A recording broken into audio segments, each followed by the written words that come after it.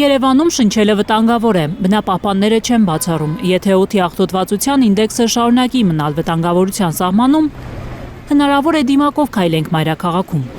Կարող է մի պահ գալ, որ նույնիսկ առողջապահության նախարարությունը եւ պետական ատյաններ ու մարմինները պատասխանատու իրենք հորդորեն, որպեսզի մարդիկ դիմակ կրեն։ Երևանի քաղաքապետը, որ օրեր առաջ օդի աղտոտվածության բարձր ցուցանիշների համար մեղադրում էր տերև վառող մարդկանց, այսօր հայտարարել է, թե մարդածին գործոնն այդքան մեծ չէ։ Ավինյանը օդը մաքրելու երկշաբաթյա պլան է մշակել։ 10-ից 15 օր նախատեսում է սահմանափակել շինարարական ընկերությունների օդն աղտոտող գործարանների աշխատանքը։ Կարծում է դա կօգնի առնվազն 2 ամսում լավացնել մայրաքաղաքում օդի որակը։ Բարդ լուծումներ են լինելու, տենց էական սահմանափակումների մասին են, բայց կարծում եմ մեր առողջությունը, երեխաների առողջությունը շատ ավելի կարևոր են, քան այն հնարավոր սահմանափակումները, որոնք որ պետք է մտցվեն այդ 10-15 օրերի ընթացքում։ 10-ից 15 օրը շատ կարճ ժամանակ է օդի որակը լավացնելու համար, պնդում են բնապահպանները։ Քաղաքը ճիշտ կառավարելու անհրաժեշտություն կա։ Մաքուր օդ ունենալու համար պետք է կանխվի ապօրինի շինարարությունը։ Երևանը պետք է թեթևացնել խցանումներից, վերջապես լուծել աղբավայրի հարցը։ Խնդիրը լուծելու համար մարդիկ տասնյակ տարիներ աշխատում են դրա վրա տարբեր երկրներում, որպեսզի իրավիճակը շտկեն։ Սա ժամանակավոր process կարող է լինել, ասենք 10 օր չաշխատեցին կամ սահմանափակ աշխատեցին, բայց 10 օր հետո աշխատելու են, չէ՞։ Այսինքն իրավիճակը պիտի հիմնարար փոխվի։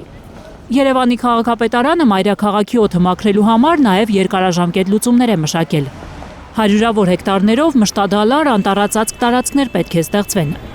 որոնք Ավինյանի համոզմամբ կարող են պատնեշ դառնալ քաղաք մտնող քամիների դեմ։ Սաղարթախից ծառեր հատելով հայտնի քաղաքային իշխանություններին հիշեցնում է բնապահպանը, որ այդպիսի պատնեշներ մայրաքաղաքն ունեցել է։ Հաղթանակի զբոսայգի տանող ճանապարհին նոր Նորքում այս իշխանությունը շինթույլտվություններ է տվել այդտեղ շենքեր կառուցելու համար։ Կոնկրետ այդ մասը ինքը այդ նշանակություն ունի։ Ինքը քամիներն է պահում, ինքը փոշին է պահում դեպի կենտրոն գնացող, ինչը հիմա չկա։ Լրիվ դատարկ ամբողջ մոնումենտը։ Եթե նկատել եք այն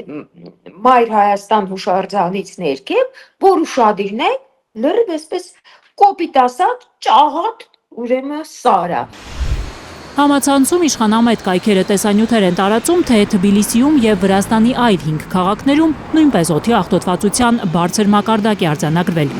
Բնապահպանի խոսքով Վրաստանի իշխանությունները տասնյակ տարիների ռազմավարություն ունեն օդի աղտոտվածության դեմ պայքարելու համար։ Մեր հարևան պետությունը կլիմայական ուրիշ գոտում է, ասում է Սիլվա Ադամյանը, հիշեցնելով, որ Թբիլիսիի իշխանությունը փայփայում է իր կանաչ աշխարհը։ Մի ծառ հատելու համար այնտեղ մեծ տուգանքներ են սահմանված։ Գայանե Մովսիսյան, Գագիկ Տեր-Ղազարյան, Հայլուր։